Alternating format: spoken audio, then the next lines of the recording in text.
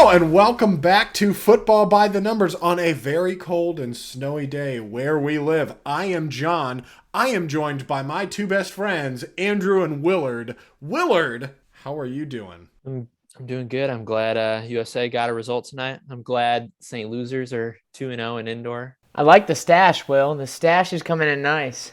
And Andrew, how are you doing today, sir? You know, I felt like with this cold game in Minnesota, I had to channel my inner Minnesota player, and I went out and ran in that snowy weather. So, not too bad of a day. It's pretty good. And runs in 6 to 12 inches of snow with -degree wind chill. Wow, what a show off. Anyway, thank you for joining me tonight, boys. We are filming immediately after the U.S. men's national team beat probably the worst team I've ever seen in a national team shirt, and that is Honduras. What did you think of the game? What did you think of this window? Because in my mind, if you go back and watch our last video, which thank you for watching our videos, please like, please subscribe, comment down below what you think of Gregg Berhalter. Give us some love. He is going to be who we talk about tonight. But let's not get it twisted. This was an absolute failure. Not the match tonight and the win against El Salvador, good. But we set the bar that anything below 7 points is a failure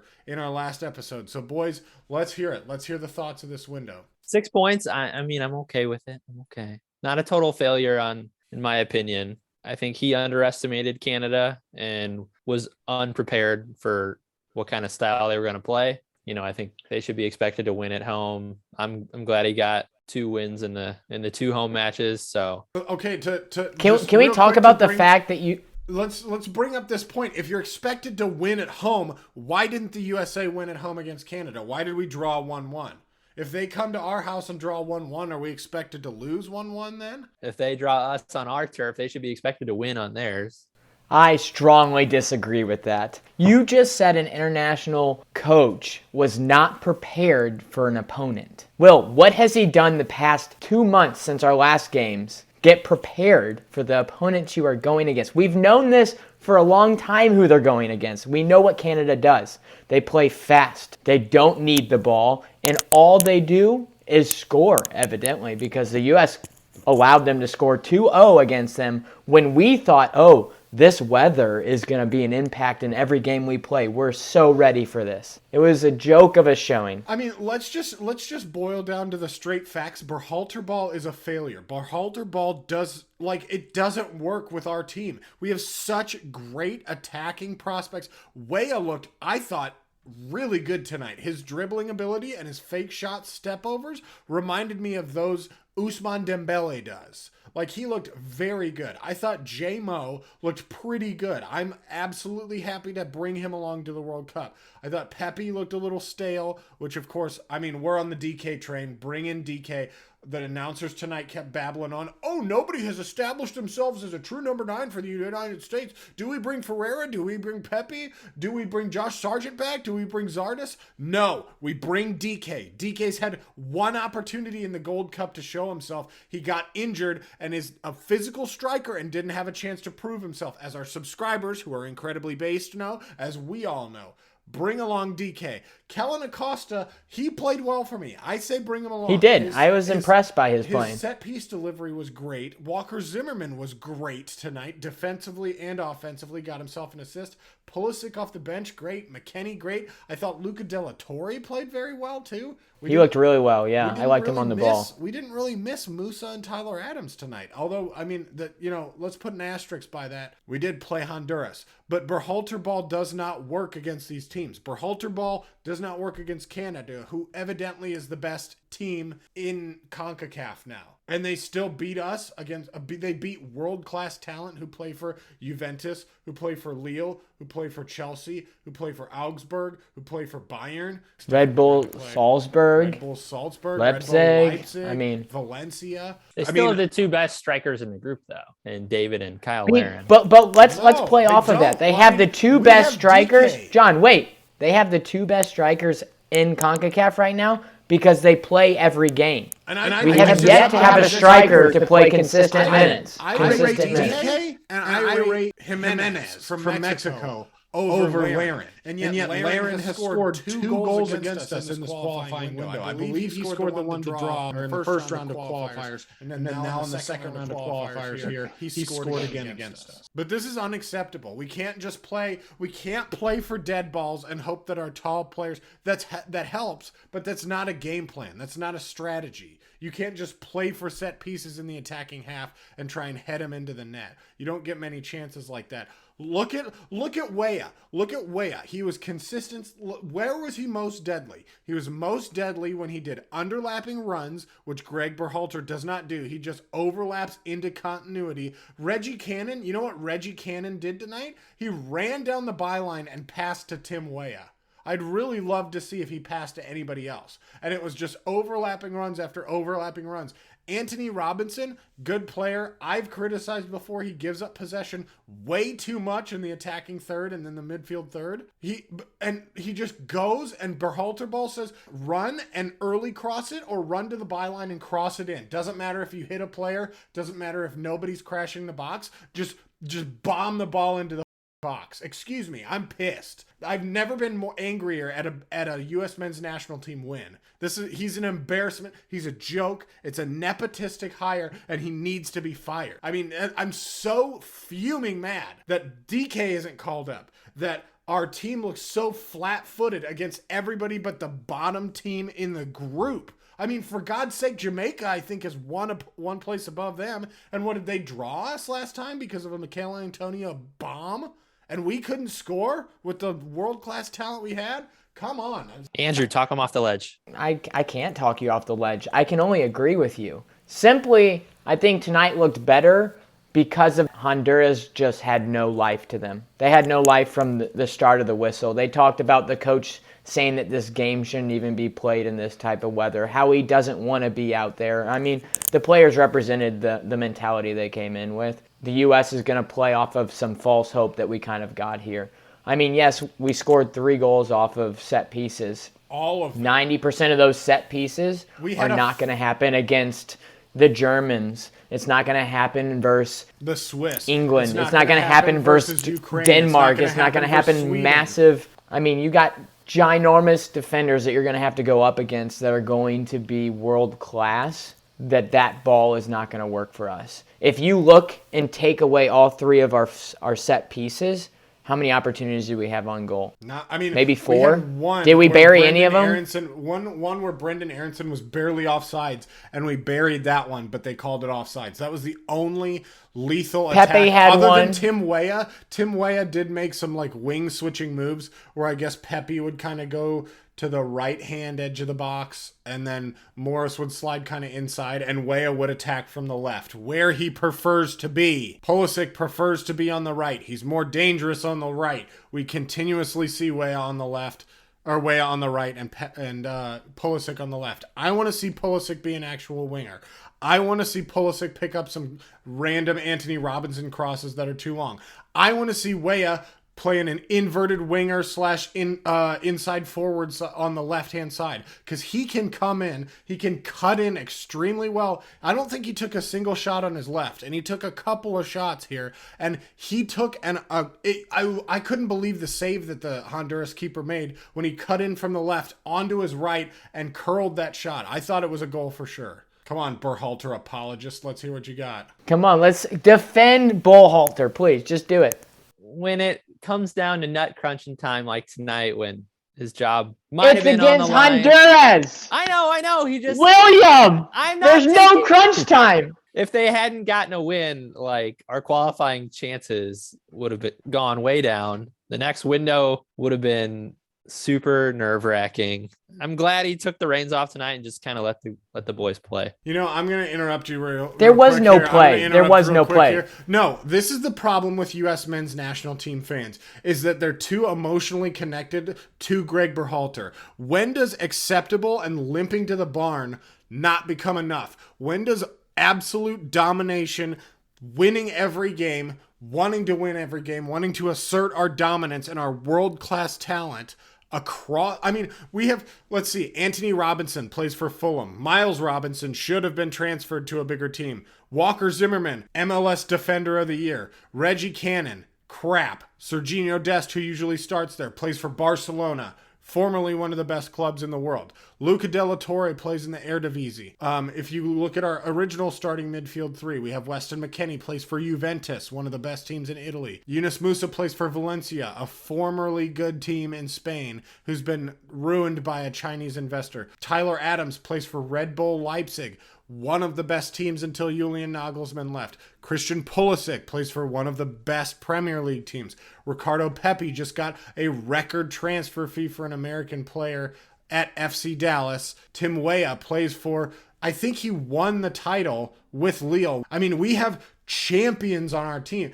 We have champions. We have people who play at the top echelon of European football, which is the pinnacle of all football. If you look at the Club World Cup finals, European clubs who win the Champions League and win the Europa League and all these other teams, those are the shining lights in world football, period. So why in world football, when we have world-class talent, are we accepting mediocrity and losing to Canada and losing to other teams like drawing El Salvador? Why are we accepting draws to Jamaica, who have 2 or 3 players who play at a decent team?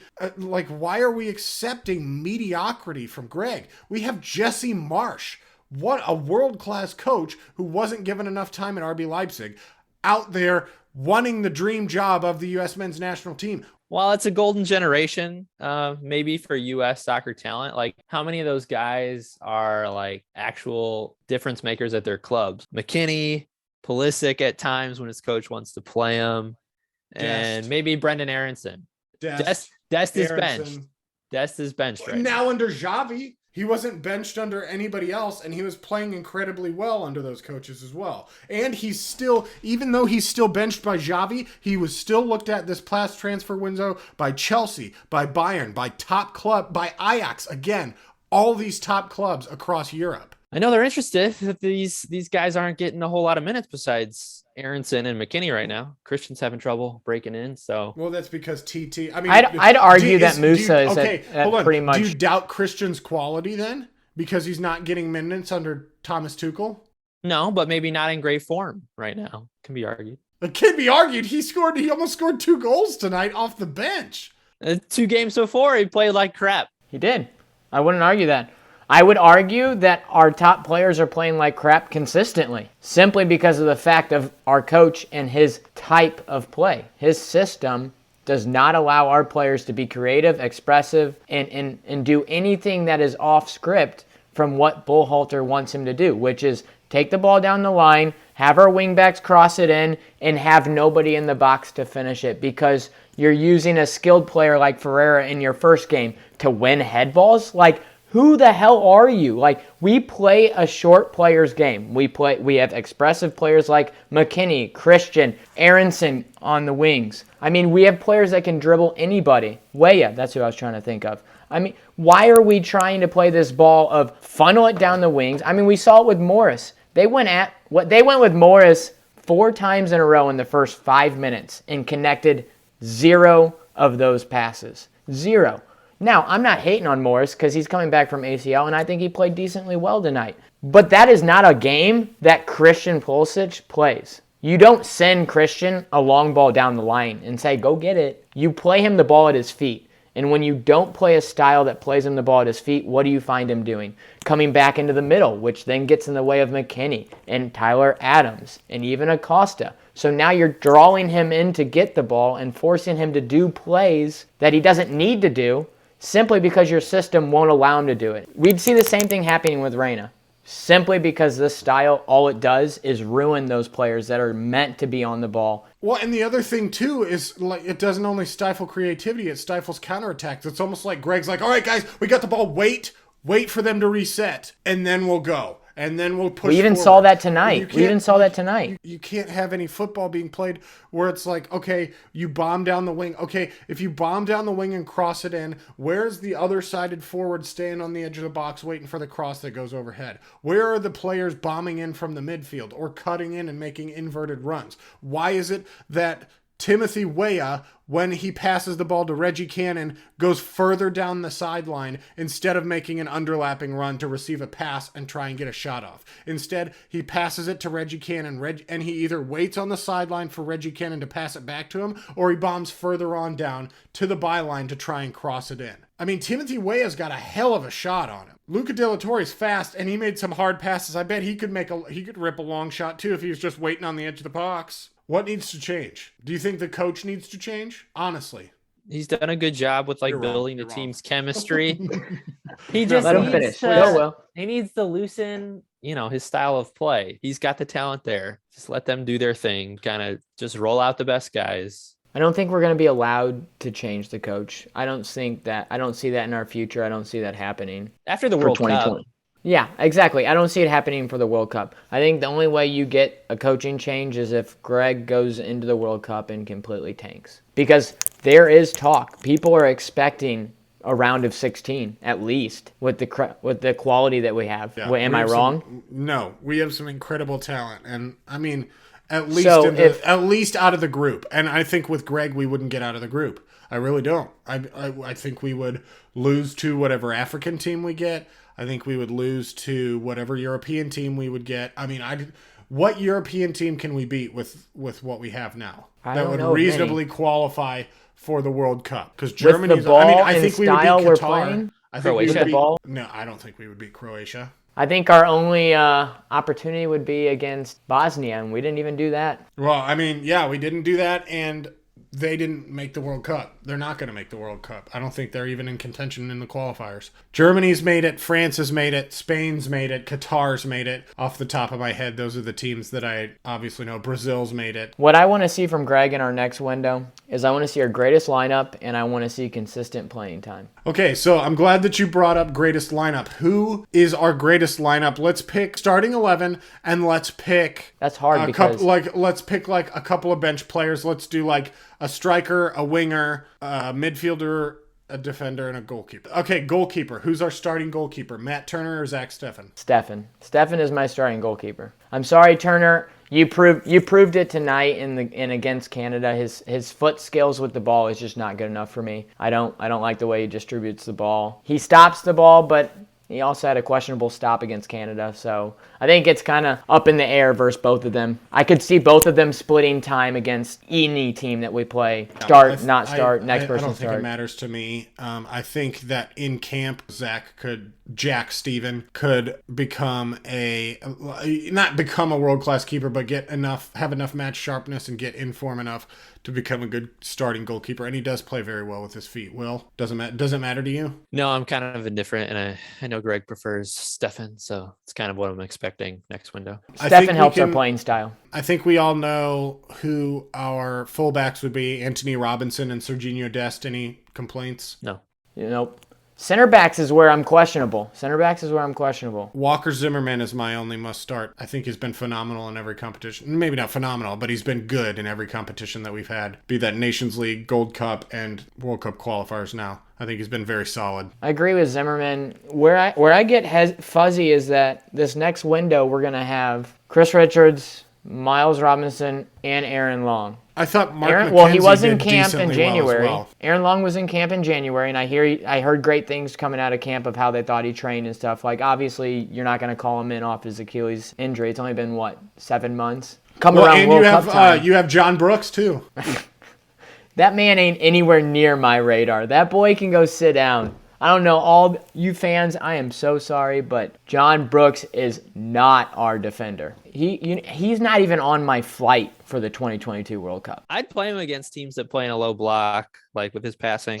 Let's say then our starting lineup is the one that we have now. Robinson, Zimmerman, Dest, and then we'll have Richards and Aaron Long on the plane. Hopefully Richards' ankle's fine. I mean fullbacks we're going to be pretty screwed if any of them get injured, but do we have a fullback sub? Joe Scally. Yes, thank you. Correct answer. Absolutely, Joe Scally. Let's move into the midfield. Midfield, I don't think there's a question. We'll get into a debate on the substitutes. Midfield isn't a question for me. It's Adams, McKennie, Musa. I think those are locked in. Except DLT really made a case for himself tonight. Well, Even though it was a lesser I think team. De La Torre and Kellen Acosta are on the plane. Those are nailed on for me. I think Roldan we can do without. I think if we have somebody to, else. I think if we have to throw a third one in there, you're going to see Leggett as the third midfield. That's fine. I mean, Roldan is literally a passenger. He gets subbed on in the 84th minute just to rest people. We can sub on Leggett or De La Torre or Acosta or somebody like that. I don't takes up space, so whatever. It does. All right, let's go forwards. Let's go right to left. Right has to be Pulisic. Striker DK. He gonna be healthy Left enough wing- with his hammy? Who? DK, his hammy. We're talking World Yeah. Cup, Will. We're not talking next window. we're We're not- talking Yeah, World no, Cup. not World next Cup. window. It's World Cup, like who we put out against the top tier teams. So Okay. it has to be Christian on the right, Way on the left, and DK in the middle. And then on the bench, I'd have Gio, Jordan, Aronson, and Pepe. I'd put P. Folk ahead of Jordan personally, but that's 3 front strikers. I don't know if that really plays into our formation. Jordan is Yeah, more okay, so capable do of you playing have- the wing. Yeah, I mean, I guess Gio and Aronson are right and left. So Jordan I could leave off for P-Folk. I've got my fingers crossed that Josh Sargent finds his form the rest of the season. Yeah. All right. I mean, I got my fingers crossed too. He is a St. Louis boy, but good Lord.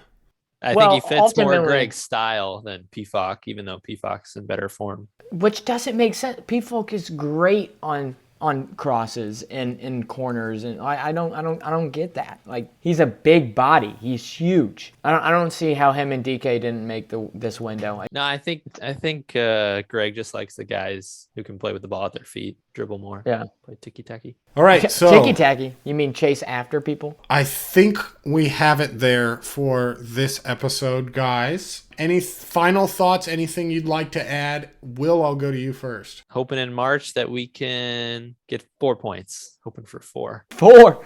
Shoot, I'm hoping in March we win the first 2 games and we call this done. We go to Costa Rica for the drinks and the view. My final thought is keep your cameras good and healthy, because for some reason mine just went from 2020 vision to about 2060. Anything you'd like to plug? Hey, like, subscribe, keep commenting. We love the input. We love to see what you guys have to say. John's super active on Twitter. You know, maybe a little too much Bayern in there, but, you know, I can handle it. I'd love to see a little bit more of the other teams, you know. That's right. Go follow us on Twitter. Chelsea.